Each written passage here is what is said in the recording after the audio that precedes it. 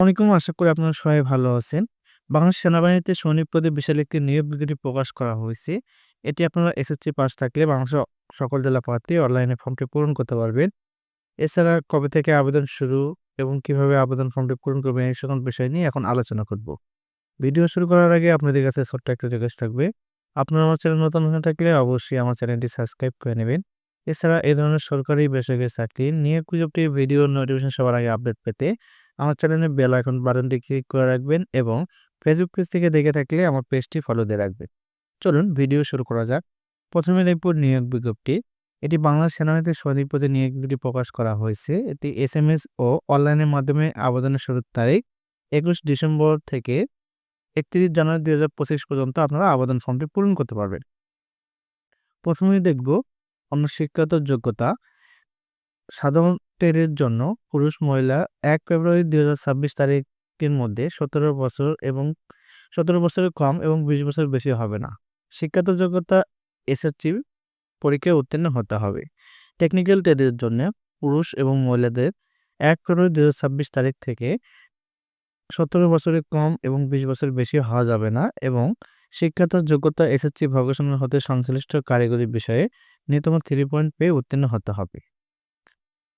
এখন আলোচনা করব শারীরিক মান। বিবরণ পুরুষ প্রার্থী এবং মহিলা প্রার্থী এখানে দেওয়া রয়েছে।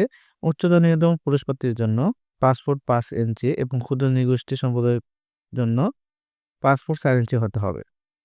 মহিলা প্রার্থীর জন্য 5 ফুট 1 ইঞ্চি এবং ক্ষুদ্র নৃগোষ্ঠী সম্প্রদায়ের জন্য 5 ফুট হতে হবে।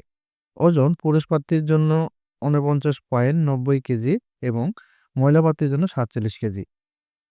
বুকের মাপ পুরুষদের ক্ষেত্রে স্বাভাবিক অবস্থায় 30 ইঞ্চি এবং স্ফীত অবস্থায় 32 ইঞ্চি হতে হবে এবং মহিলা প্রার্থীর জন্য স্বাভাবিক 28 ইঞ্চি এবং স্ফীত 30 ইঞ্চি হতে হবে। এছাড়া স্বাস্থ্য পরীক্ষায় যোগ্য হতে হবে এবং বৈবাহিক অবস্থা অবশ্যই অবিবাহিত হতে হবে। কোনো প্রকার বিপত্তিক বিবাহ বিচ্ছেদকারী গ্রহণযোগ্য নয়। সাঁতার জানা অবশ্যই জানতে হবে।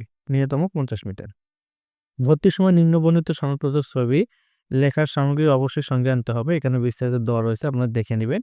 এখন আলোচনা করব নির্বাচন পদ্ধতি। স্বাস্থ্য পরীক্ষা, শারীরিক পরীক্ষা, লিখিত পরীক্ষা ও সাক্ষাৎকারের মাধ্যমে যোগ্য প্রার্থী নির্বাচন করা হবে। টেকনিক্যাল ট্রেডের প্রার্থীদের সংশ্লিষ্ট ট্রেড বিষয়ে ব্যবহারিক পরীক্ষায় অংশগ্রহণ করতে হবে। নিম্ন ব্যক্তিগণ দরখাস্ত করার জন্য উপযুক্ত বলে বিবেচিত হবেন। এখানে ভালোভাবে দেওয়া রয়েছে, দেখে নেবেন। এছাড়া প্রশিক্ষণ সেনা সদরের সিদ্ধান্ত অনুযায়ী 36 সপ্তাহ মেয়াদী মৌলিক সামরিক প্রশিক্ষণ গ্রহণ করতে হবে। টেকনিক্যাল ট্রেডের জন্য টেকনিক্যাল ট্রেড এর আবেদনের পরীক্ষা সেন্টার সমূহের অবস্থান, পরীক্ষা সেন্টার কোড এবং টেকনিক্যাল ট্রেডের বিবরণ নিম্নরূপ দেওয়া রইলে এখানে দেখে নেবেন। এখানে পরীক্ষা কেন্দ্র, পরীক্ষা কেন্দ্রের কোড এবং টেকনিক্যাল ট্রেডের নাম, ট্রেড কোড, যোগ্যতা, ট্রেড কোর্স এখানে বিবরণ দেওয়া রয়েছে, আপনারা ভালোভাবে দেখে নেবেন এবং এখানে পরীক্ষা কেন্দ্র কোড দেওয়া রয়েছে। এখন আলোচনা করব আপনি অনলাইনে এসএমএস এর মাধ্যমে কিভাবে আবেদন করবেন এবং জেলা কোড কত এখানে বিস্তারিত দেওয়া রয়েছে, আপনারা দেখে নেবেন। এখানে প্রত্যেক জেলার একটা নির্দিষ্ট কোড দেওয়া রয়েছে। এই কোড ব্যবহার করে আপনাকে এসএমএস এর মাধ্যমে পেমেন্ট সম্পন্ন করে অনলাইনে ফর্মটি পূরণ করতে পারবে। এখন আমরা দেখব এসএমএস এর মাধ্যমে আপনারা কিভাবে অনলাইনে আবেদন ফর্মটি পূরণ করবেন এই বিষয় নিয়ে। সাধারণত প্রথম ধাপ, এখানে সাধারণ জিডি প্রার্থীর ক্ষেত্রে নিম্নবর্ণিত টাইপ করে প্রথম এসএমএস প্রেরণ করতে হবে। যেমন সৈনিক space first 3 letter of board, অর্থাৎ সৈনিক স্পেস আপনার বোর্ড, শিক্ষাগত যোগ্যতা board, roll number space passing এর লিখে সেন্ড করতে হবে। এখানে উদাহরণস্বরূপ এখানে দেওয়া রয়েছে সৈনিক ঢাকা, এখানে আপনার রোল নম্বর, পাসিং ইয়ার এবং জেলা কোড উল্লেখ করে আপনাকে এসএমএস করতে হবে। তারপরে সাধারণ টেকনিক্যাল ট্রেডের জন্য এখানে সৈনিক স্পেস আপনার board, roll number space passing ইয়ার space district code space TT, অর্থাৎ টেকনিক্যাল ট্রেডের জন্য টিটি স্পেস আপনাকে ট্রেড কোড লিখে সেন্ড করতে হবে। তো এরপর রয়েছে বিএলসিসি প্রার্থীর ক্ষেত্রে নিম্নবর্ণিত টাইপ করে এসএমএস এর মাধ্যমে প্রেরণ করতে হবে। এখানে দেওয়া রয়েছে যেমন সৈনিক রাজ, অর্থাৎ সৈনিক আপনার শিক্ষাগত বোর্ড, রোল, ইয়ার এবং ডিস্ট্রিক্ট কোড। এরপর রয়েছে বিএনসিসি জিডি, এটা লিখে আপনাকে এসএমএস করতে হবে। এরপরে আপনার দ্বিতীয় ধাপ কিভাবে আবেদন করবেন এখানে দেওয়া রয়েছে এসএমএস করবে।